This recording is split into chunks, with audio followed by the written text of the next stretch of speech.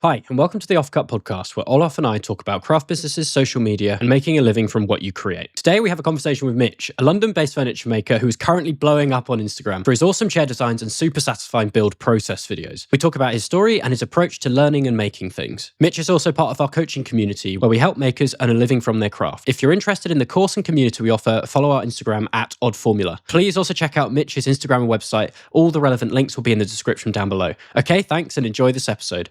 So they are in the workshop today? No, I'm not. I'm at work today. Day job work at the film studio. Okay. Yeah. I'm still doing this 4 days a week at the moment. Right. So I've got to pay the bills as much as I want to just be making furniture. Yeah. So I don't actually know what you do. What do you currently do? So I work in the film industry as a prop maker. At the moment, I'm not prop making. I'm more doing sort of general carpentry, which I've been doing for the last year or two. But for the last 10 plus years, I've been doing prop making. Been in the industry for 17 years. I guess I started off more doing just general kind of props and set dressing, that kind of thing. Just because that's what my dad did. And I was kind of in a position when I left school that I didn't really know what I wanted to do. I had sort of no idea really what I wanted to do. So I went to college, and then because I wasn't really in love with what I was doing or felt like I had kind of any sort of direction, I dropped out after 6 months. My dad was like, why don't you come and work with me for the summer? And then I started working and earning money, and at that age I kind of, I liked it, so I did that. And then after a few years of doing like the set dressing side, kind of within the props department in the film industry, there's also like prop making and prop manufacturing. And I kind of realized that I more wanted to be doing that. I kind of more like the idea of being like in the workshop making stuff. So yeah, I guess got some opportunities to do some of that, started doing it. Kind of learned as I went, to be honest. I was kind of, I guess, faking it till I was making it. So I was just doing that. Have been doing it for a long time now. Enjoy doing it. You get to make some pretty cool stuff. But I also found that it will kind of really depend on the film as to what you were making. So could be on like, say like a period or like a fantasy type film, where you're making kind of cool stuff out of hardwood and all that kind of thing. But also if you're on like a futuristic or like spy film, you're just making stuff out of MDF and acrylic and aluminium, right. Which I found sort of, I just didn't enjoy as much. You know what I mean? It was really working on films that I first got the opportunity to work with, like hardwoods and that kind of stuff, that I realized that was what I enjoyed doing the most. And it kind of ended up that was the most of the work that I was being given and doing. And yeah, I guess after doing that for a little while, I kind of had a sense that I wanted to, I guess, just do my own thing, really. I kind of loosely had ideas that I'd want to make furniture because I enjoyed doing it at work, but never got really as far as thinking about like what kind of furniture I'd make or what that would look like. I think I was just at the point where I just wanted to make stuff that I wanted to make. And that I designed, really, as opposed to stuff that was just, you get given a set of drawings and you got to make something, which, as I said, can be good, but sometimes can be a little bit boring. And I guess it was probably about 3 years ago, I discovered the like YouTube furniture maker, that kind of corner of YouTube. Like I think I stumbled across a Four Eyes Furniture video. Yeah. And then I was like, oh my God, this is what I've been looking for my whole life. And like devoured his whole back catalogue in like 2 weeks. And obviously then the algorithm steps in and just starts showing you more and more of that stuff. When was this? How many years ago? So much of that. This was probably, I think this was in like 2022. All right.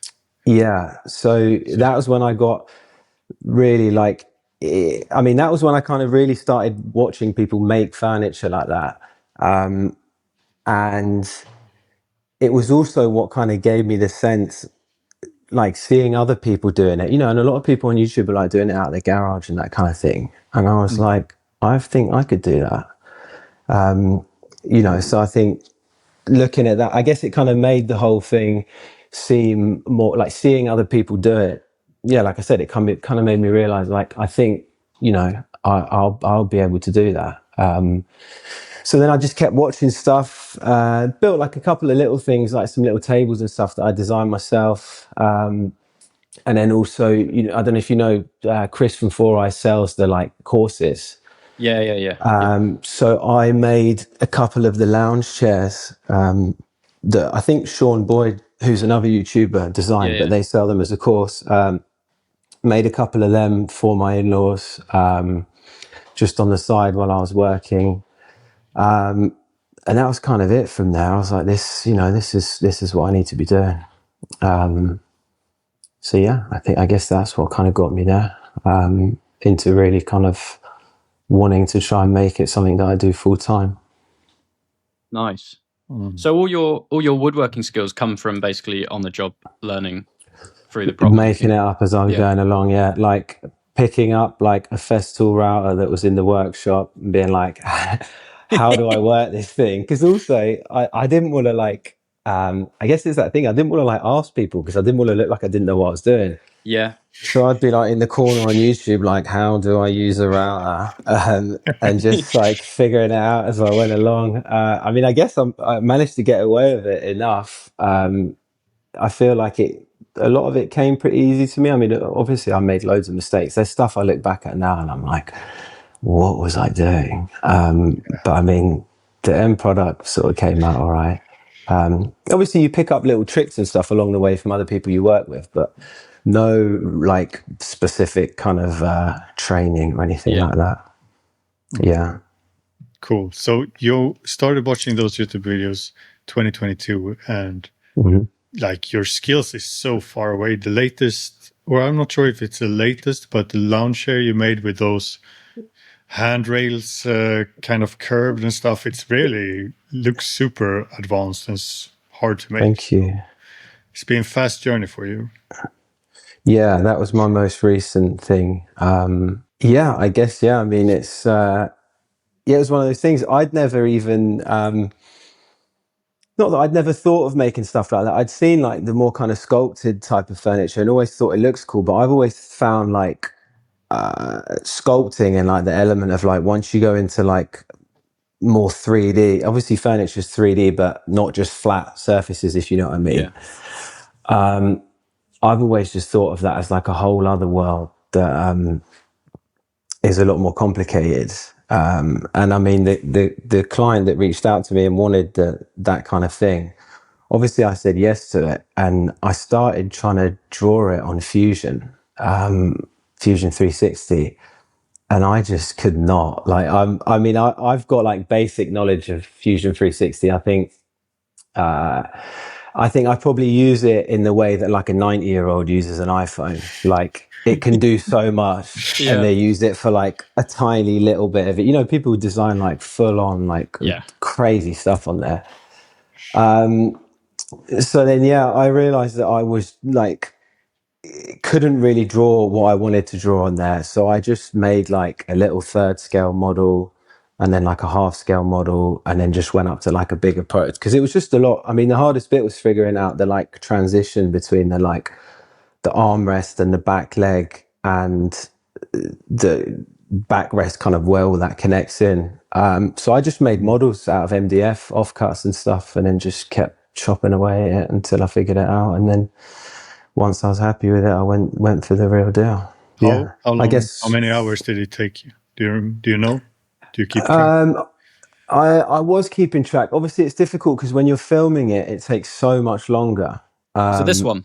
That's the one there, yeah. So hours prototyping it. I can't say really. I was doing some of that while I was at my other work. I mean, hours thinking about it, it feels like thousands. It became like, it was just like the only thing more or less in my mind for what feels like months, just trying to think of like how I was going to do each bit. I mean, I don't know if you guys are the same, but I kind of find that when I'm making something, especially if it's something quite complicated, it becomes like the majority of what I think about. Like when I'm driving along or, you know, you just find yourself like, I'll be laying in bed and my partner will be like, what are you thinking about? And I'm like, the chair. And she's like, oh, again. I'm like, yeah. But you have to, because you have like problems that you've got to figure out. Otherwise, you can't build it. So I'm the exact same. If I've got something that's unsolved or I need to solve it, I won't stop thinking about it until it's solved. Yes. And also I don't figure something out how I'm going to make it like 100% right to the exact point that I know how I'm going to do it. I get like 80% of the way there and then I just get going, and a lot of it is just like I'll figure that out when I get to it. And obviously along the way you can make like little prototypes, test things out and that kind of thing. It's nice to leave it open. Yeah, me too often. Yeah, because and when you have the real deal, it's like nice to have some room to change the design while you're going. I think so. Yeah, definitely. Yeah.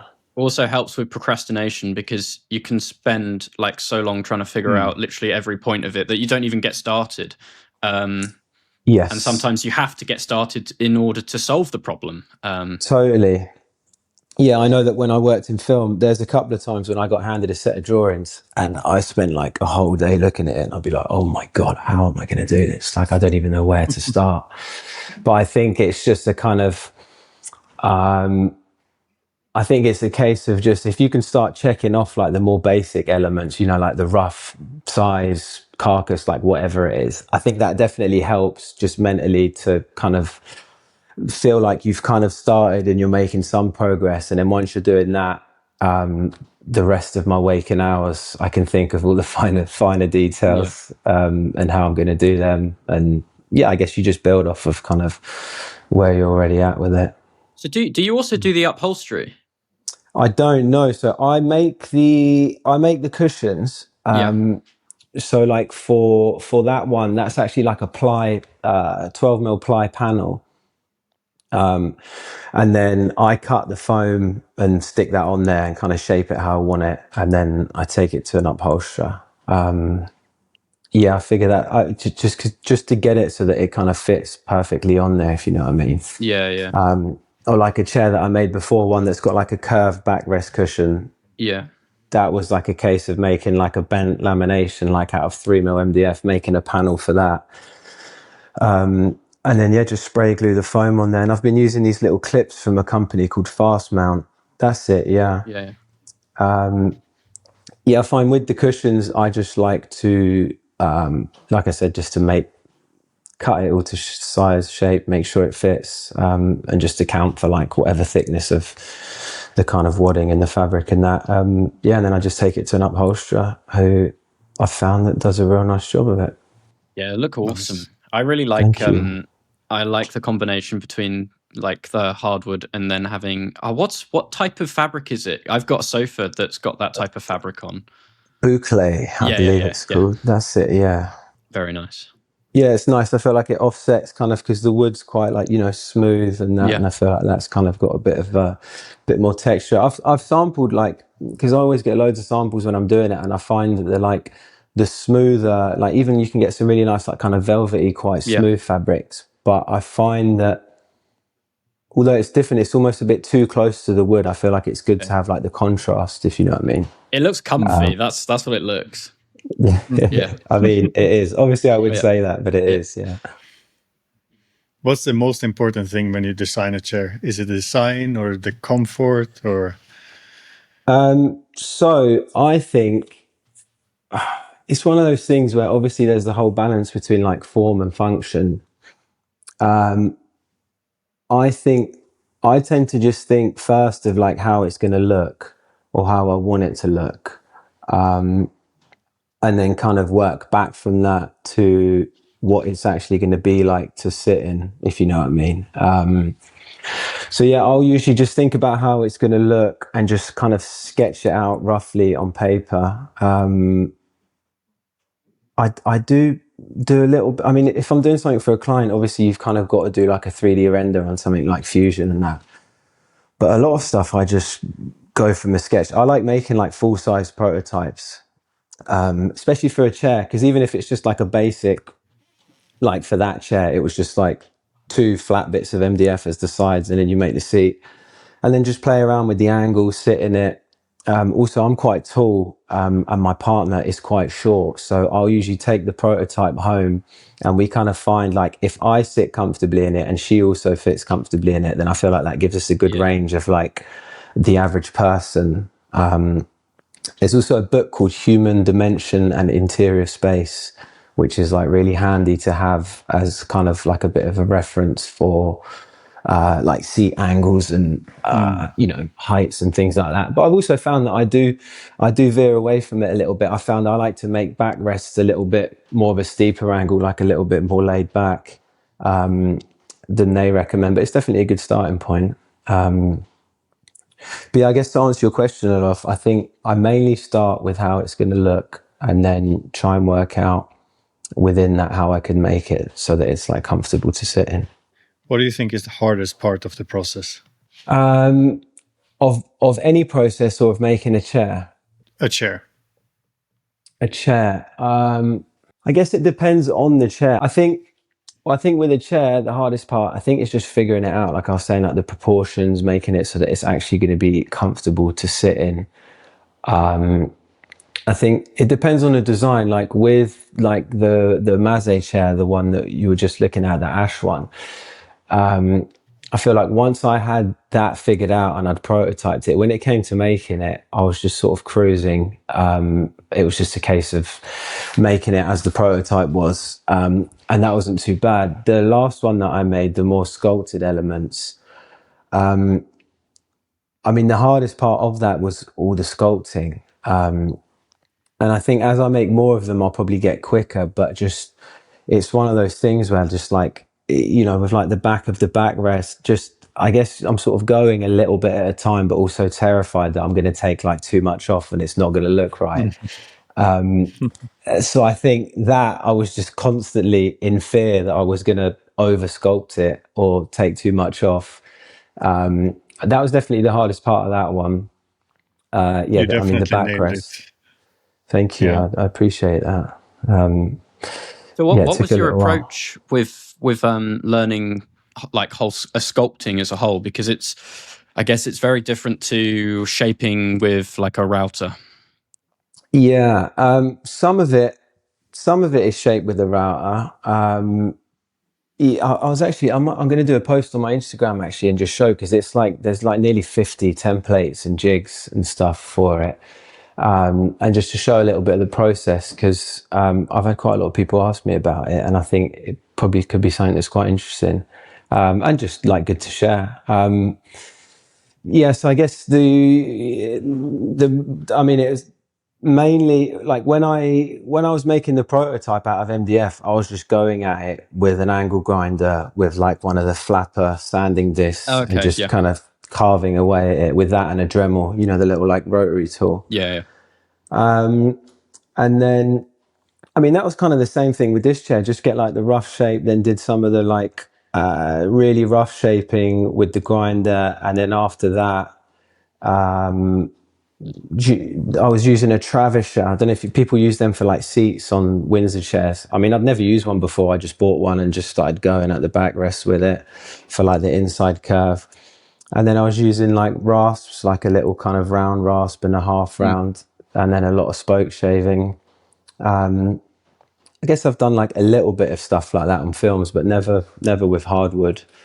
Yeah, and it was just a case of I had my kind of MDF prototype that I was referring back to and working off of. Yeah, just kind of going a little bit at a time till it felt right, and then just hours and hours of sanding as well. How could you estimate how many hours you spent on it from like? design to finishing? Yeah, so I would say, someone asked me this, I would say making the prototype, like the models and the prototype, obviously I was doing it like little bits at a time, but I would say that probably amounted to like 5 or 6 days, maybe a bit longer. It's hard to say, as I said, because I was doing it kind of a few bits at a time. And then actually making the chair, I think clocked in around 12 days. So if they're, say, 8-hour days, 90, I mean, by the time I've sprayed the finish on it and all that, I'd say probably 100 hours. Have you delivered it to the client yet? I haven't actually. So that one is actually going to be mine now, because I had a bit of a mix up with the client. They approached me about the chair, wanted the chair. So I started designing it for them, sent them a quote, and then I just never heard back from them. And sort of a couple of weeks went by, and at this point I was just fully into the design. You know, like I'd kind of figured it out. And I hadn't heard back from them. So I was like, well, look, I'm like so consumed by this chair now. I just want to make it. Like I wanted to make it just, I think, to like overcome the challenge of designing it and making it. And equally, I think you guys have probably come across this, like whenever you make something for the first time, you always feel like you could improve on it, or like next time I do this, I might do that differently, or maybe I wouldn't do that way. So I kind of figured I'll just make it, and then I have it to kind of showcase on my Instagram and stuff. And it will be kind of, I knew that I'd kind of learn stuff along the way, figure out the process and that kind of thing. And it actually turned out that a couple of months after, there'd basically been a lost email where they'd replied, and actually they thought they'd replied what was 15 minutes after sending the quote, being like, great, let's do it. And it just kind of got lost across like wrong email address, all that kind of thing. So at that point, it was just like, well, look, I've already started making it, and I tweaked the design slightly from how they wanted it. So I was kind of just at that point, just doing what I wanted to do. So it just ended up that I just finished making it. And, like I was just saying, there are some things that I would do slightly different. I think that the end product was good, but, you learn along the way. So I'm actually about to start. Well, I've got the wooden stuff, so I'm going to start. I've got a commission for 2 more of them for this client. So this kind of, I guess, ended up being a prototype practice run. But ultimately, I think it worked out better, because the next ones that I make for the client that's paying will be kind of as good as they can be, if you know what I mean. I remember reading that you lost some YouTube content, right? Or like footage for a YouTube video. Was that from that chair? Yeah. I mean, I'd been thinking about, it's one of those things. It's like, I like the idea, or like a lot of people, like since I've had my Instagram, have kind of like messaged me asking if I would do YouTube stuff. And then I posted a story and did like a poll. Loads of people were like, oh yeah, I'd watch it if you did it. And I also post my reels as shorts on YouTube, and I've had quite a few people message me on there. So I was like, look, at the moment, I have no idea when I'd ever find the time. Also, I'm very like, I'm like an old person. I'm so bad on computers. I mean, I can just about edit my reels on CapCut on my phone. The idea of like fully editing a YouTube video, it seems like a lot of work, but I just figured I'll just film it. I'll stack the clips up, and at some point when I've got time, I'll get to it. Or, the kind of thing I was going to just chip away at it and do, whenever I've got a bit of time on the weekend. You could send it to an editor as well. I thought about that, but I'm also the kind of person that I would just want to do it myself. Yeah, I know what you mean. I definitely did. I think I'd asked you about parts you want to show and stuff. Yeah. I mean, it's definitely, do you know what? It's one of those things. And like I said to my partner, if I end up that it's been like 6 months and those clips are sat there and I've still not done anything with it, maybe it would be worth just sending them over. And also at the end of the day, an editor, be good if it was someone that's got experience in woodwork. or like woodworking content, just so they have an idea of kind of, you know, how to edit it in a way that's interesting to other woodworkers. Because I feel like the audience for YouTube is like Instagram. It's just like people that want to watch, I think, like satisfying, cool videos. But I think I would assume that like the YouTube woodworking audience are actually other woodworkers. And then for me, that felt like a place where I could go like into way more detail in a way that like I guess when you're doing stuff for Instagram, I'm not doing it for me. Like my process is like I make a reel and then I show my girlfriend and she'll be like, boring, don't know what that is. Don't like that. And then that's my way of like editing. Cause you're trying to appeal to like a broader audience. I used to take it pretty personally at first, but then I realized she was right. Do you know what I mean? Like I'd start off and have me like planing, thicknessing, then that. And then you realize like people just don't care. They just want to see the like satisfying, interesting. They want to see like stuff changing. So like wood just coming out of a planer just doesn't mean anything to people. So I saw YouTube as a way that I could actually get more into the process. So yeah, I was videoing it, you know, every process, doing like a wide shot, mid shot, tight shot, hundreds of clips. Like it was around 500. And then I think I whittled it down to like 250. And then what happened is I was, so I don't know if you've come across this, but I was filming just using my iPhone camera, and where I've got like overhead LED lights in my workshop, I was getting quite a lot of flickering. And it just wasn't quite looking right. Where I was mixing, like I've got skylights, so there's like natural light and then the warm overhead lights. None of the clips quite matched. So then I asked ChatGPT what I could do about it. And they recommended an app called like Blackmagic Cam, which I guess is like a third party app. You can kind of change the settings, so you can change like the shutter speed so that I wasn't getting the flickering. And change like the white balance, so it's kind of evening it up. Like on an overcast day where I'd have the overhead lights on, I could match it a bit more to like a sunny day where I didn't. And I didn't like create an account in the app, so all the clips were just in the app and not in my camera roll. And then the other day I went to film something and I realized that the app just wasn't there on my home screen.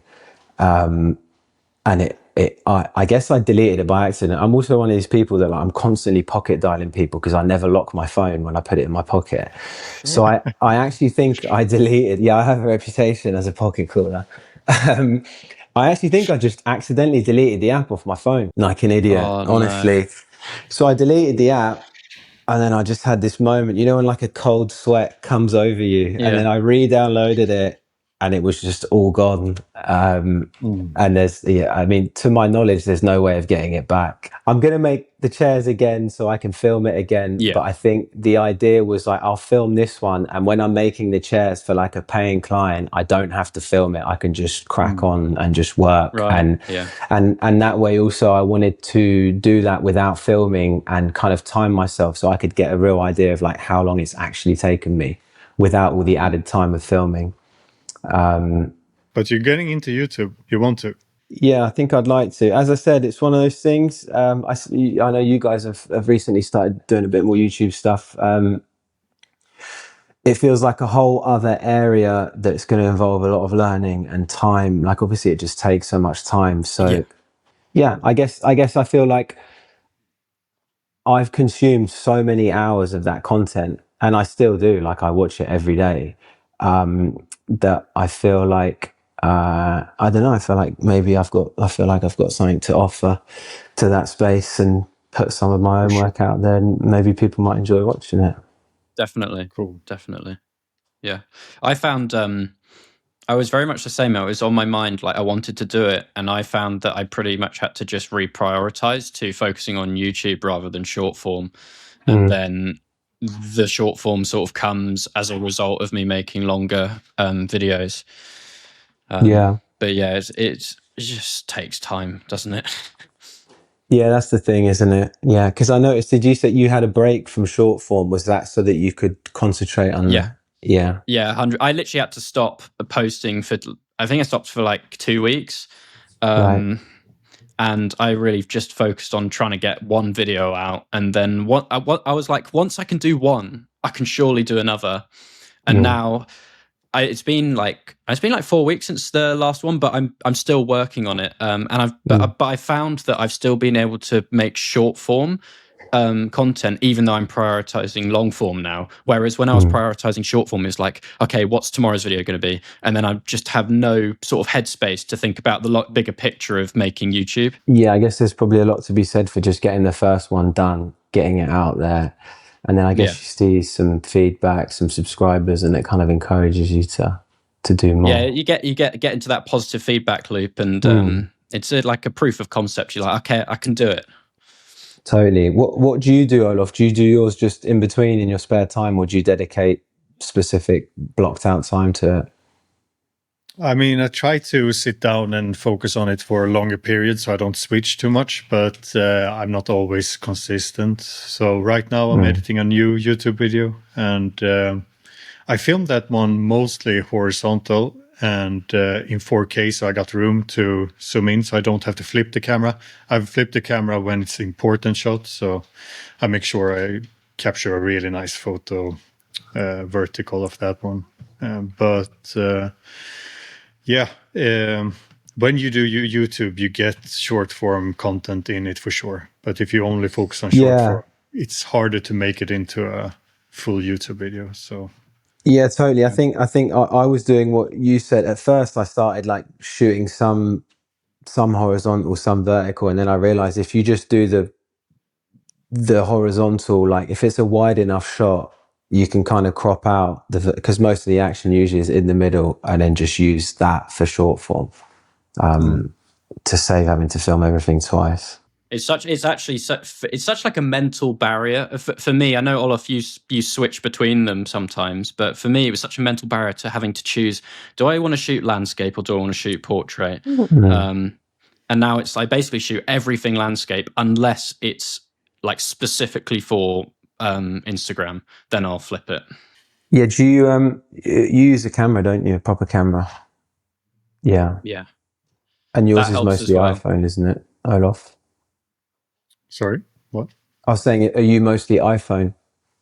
I've flipped back and forth, but right now it's mostly my camera. Right. Yeah, especially since I got in more to the color grading stuff. Yeah. I still miss the iPhone days. It's so just because of how easy it is. Yeah, exactly. But yeah, I think I like the idea of doing it on a proper camera, but also I have no idea where to even start. So I'm like, for now, I think I'll leave that. And I feel like you can get good enough quality on iPhone, sure. And it may be one of those things that after doing a couple of YouTube videos and like we were saying, getting a bit of momentum, then it might feel like the natural kind of next step to get a proper camera and do some of that. I'm curious, do you run a business have you started a business yet, or? For my furniture stuff or for my film stuff? Your furniture. Oh yeah, because I mean in the film industry I work freelance, but I work like as a company, and I just get kind of subcontracted by films. And yeah, for my furniture stuff, I do have a separate company that I opened about 6 months ago when I started my Instagram. But yeah, it's still very early days for that. I'm still kind of in the world where I'm trying to break out of the kind of friends and family client base, which I imagine, I mean, it sounds like from what I hear, that's kind of where a lot of people start. And it's a good place to kind of get work. And then eventually, I'd like to try and get, some kind of organic clients. I've thought about whether that might be using some paid ads on Instagram. Just like I know for myself, obviously I'm based in London.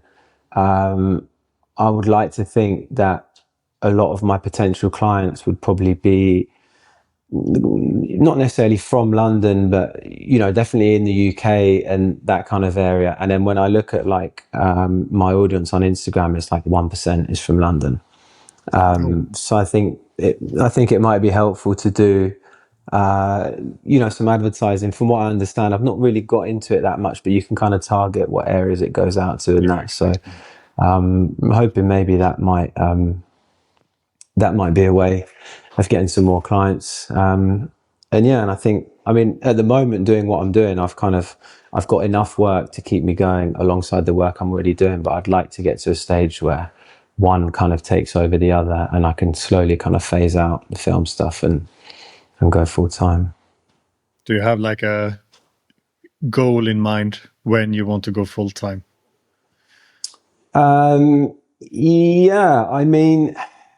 an ideal world, I would like to say kind of within the next year. But I understand that, I guess ideally I'd like to say a year. I think realistically it might be a couple. It's hard to say really, because I think, I don't know, but I feel like it could be the sort of thing where once I get a bit more organic work, it might kind of build a bit of momentum. And it could be sooner. I would be happy with like anywhere between a year or two. Obviously the sooner the better, but yeah, I think somewhere around there would be good. I seem to be making more chairs than anything, but like the thing with chairs as well is like, I feel like there's kind of like a top end that people are willing to pay for like a dining chair or a lounge chair. And obviously there's so much work and so many hours that I feel like, for example, something like the chair we were just talking about with all that sculpting, like I really need to speed that process up in a way that otherwise, without the price being so high that no one's ever going to buy one. Because otherwise I feel like I'm probably eating a little bit on the hourly rate. Same with like dining chairs. I think dining chairs, it's always better if you're making like multiples at once. Because I know for something like a table, like a big dining table, which I think is probably like a third of the work of a chair, you can kind of sell for like 2 or 3 times. I guess because it's a big piece of furniture, people feel more comfortable with putting like a big amount of money down on it. Yeah. But I guess I'm not opposed to making that kind of thing. I think I'm just less interested by tables and more interested by chairs. Cool. Yeah. Maybe that's the way to go then, because it's important to be inspired. So, yeah. Yeah. And I think it's just a case of, I guess, finding the right clientele. People spend thousands of pounds on like handbags and shoes and, things like that. Like people will have to get a new boiler fitted and spend thousands of pounds on that and don't really flinch. And then you tell them the price of a chair and they're like, what? And it's like, well, actually, when you think about the amount of work that goes into it. So I think there's a bit of that. I think I don't know if you guys agree. I think there's a little bit of a disconnect between, I guess, what people think furniture costs, but I don't think that's anyone's fault. I think just like with places like IKEA and just like stuff in shops that's mass produced is obviously just so much cheaper that I think people have like an idea of what furniture costs, not necessarily what it should cost, just what it does cost. And then kind of, I guess then when you look at the price of something handmade, the difference being that you're like paying someone to make it an hourly rate and, they have all their overheads and that kind of thing.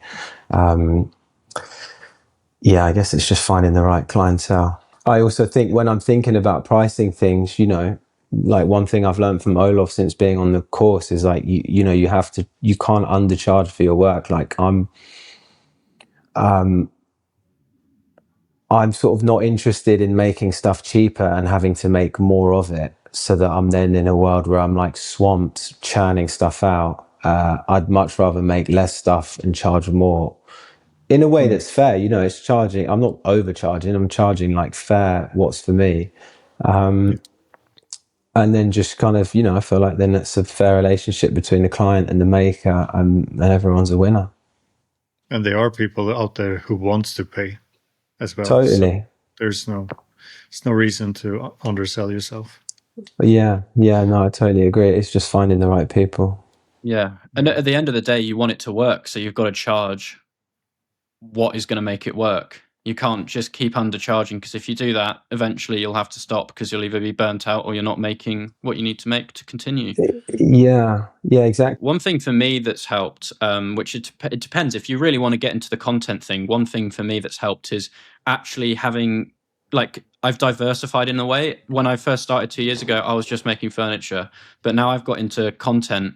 It's diversified where my income's coming from, so it takes the pressure slightly off of like an individual component of what I do, so it just makes it a lot easier to continue. Yeah, totally. I think, I'd be lying if I said that the idea of earning kind of, I guess not passively, because you have to make the videos, but there's potential for earning from YouTube. Which, to have that as like a second stream of income, definitely feels like it could be something that's quite helpful to kind of, I guess, help sustain the business. I imagine also probably sustain the business through like quieter periods, which I'm sure every furniture maker must come across. Like, there has to be periods where people kind of get a little bit quiet. Quickly, have you got anyone you want to shout out, like a smaller creator that you follow? Or it doesn't have to be a smaller, or just someone that you think you'd like to shout out? I want to shout out someone who's not a smaller creator, I think he's shouted you out as well, a guy called Sam Wilmot. His page is Monkey Boys Workshop, and he does like a Follow Friday. And I just think what he's doing for, like, I mean, you're not so much a smaller creator, but for someone like me, shouting people out like that, and like he's like super supportive. And obviously, you know, people with a big following like him, like they can like affect how your stuff does in the algorithm and that. So I think what he does is like, I just think it's great. And I think, you know, I as soon as he was doing it for me, like my thought was like, if I get to a point where I have like not even a platform as big as his, but like a big platform, like I think I would definitely like to do what he's doing and just kind of put people on and help people get a little bit of a push, get a bit more exposure. Sure. It's not even just like the fact that you may get some more eyeballs on your work. It's actually, for me, when I got like a shout out from him, but also like earlier on when I had other people that are much larger DMing me, it was the mental sort of boost you get of being like, oh, okay, I'm doing something it's going in the right direction, and it helps with motivation. Yeah, totally. I think that's how I felt as well. Because like before I started posting on Instagram, I was like making stuff. Because before I had an Instagram, I wasn't even looking for clients. So I was just making stuff like for my house that I wanted to make, and also just to try and figure out a bit, like I didn't really know like what my designs were going to look like. I didn't really know what my own kind of style of design so I knew I had to sort of figure that out. So obviously spending months doing that, and like I would look at stuff that I'd made and kind of think, well, I think that looks good, but obviously it's hard to kind of see past your own and obviously, you know, you got friends and family tell you it looks good, but I think once I kind of got my stuff out there and started posting it and started getting some like good feedback, and like it was like a good sort of, like you're saying, like positive reinforcement to kind of feel like, right, I feel like I must be doing something right, like people seem to like it, and then it kind of gives you motivation to kind of like keep going in that same direction. Olaf, do you remember getting like people like messaging you earlier on, and how it made you feel? No one ever messaged me. So I try to remember. Like, it's a few years ago since I started getting more followers. So it's. Was there a point that you felt was almost like a tipping point, like where it kind of felt like you had like a break that was like, I guess, where you started gaining like a lot of momentum and like it started kind of happening for you, if you know what I mean? Yeah. I think it was pretty slow growth up to like 10,000 followers. And then I had like at least on Instagram, and then I had like a pretty fast up to 50K or something. And this is like 4 or 5 years ago, I think. So, yeah, But I remember account. It's not that big anymore. Maybe it is. I don't see it anymore. But it's called. What is it called? Like furniture. Some. It's like a. Could it be Details Furniture? That rings a bell. Do they repost people's work? Yeah. I think that gave me a lot in the beginning. Yeah. Details Furniture, exactly. Oh, They okay, posted my work, shared my work a couple of times, and Right. that was great. Yeah. And then what was it that kind of you think helped accelerate like do you think, did you have like a particular reel that just banged and then you just got loads of followers, or was it just constantly just kind of posting and some did better than others, but just the cumulative effect? Yeah, more like the second. Like it wasn't one that gave me a lot, or maybe one has like been my most successful one when it comes to gaining followers. But there are like, I think it was there 3 years ago. I had quite a lot of viral videos that gave me a lot of followers pretty quickly. But yeah, it's not like it's one video. It's a consistency and building up over time. Yeah, that's the thing, isn't it? And I guess also the nature of the work we do is quite slow, so it's kind of it feels hard, obviously, to keep, like, in an ideal world you'd want to be posting like 2-3 times a week, which might be easier, I guess, when I'm at a stage where I'm full-time, but yeah, I think posting more obviously gives you more chance of having a reel that does really well and kind of people getting into it and following you. Yeah, that's the thing. I remember before I started, it was just like, oh, I might just need like a couple videos to do really well. But as soon as when you start doing it and you have maybe a successful video, you learn that actually you're not going to continue to do that all the time. So it's just a consistency of making content part of your process, and then like some videos will bang and then some videos just won't. But if you consistently do it, you'll make consistent gains. Yeah, that was a question I had for you guys. Like, how do you find, because obviously you guys have got a ton of videos that do really well. Like, do you ever have it where you make a reel and you think this one's going to slap, everyone's going to love this, and then it just flops, or doesn't flop, but just doesn't do as well as you think? And like, do you ever get to the stage where it's not just crushing? And you're like, I thought that was going to do so good, no one likes it. I have that feeling, and I often think like this is probably going to perform well, and maybe I'm like, this is probably not going to go viral, but I'm going to post it anyways because I like it. But I'm definitely not always right. It's because I guess every reel can't be a banger, can it? Some of them, it's kind of not. Have you ever had any that you just really didn't think much of and they've ended up doing really well? Yeah, for sure, but I can't think of anyone straight away. Maybe you can, Phil. I had one where I did like it was like more of an edit, and what I did is I posted it 1 week and it did okay. It got like 1,000 likes. I don't know how many views it got, and then I just stuck a voiceover intro that I'd taken at the time of finishing the edit, and I just posted that thinking, it's probably not going to do well, but I'll try. And then that just banged. That one just went to like 1 million views in like a month.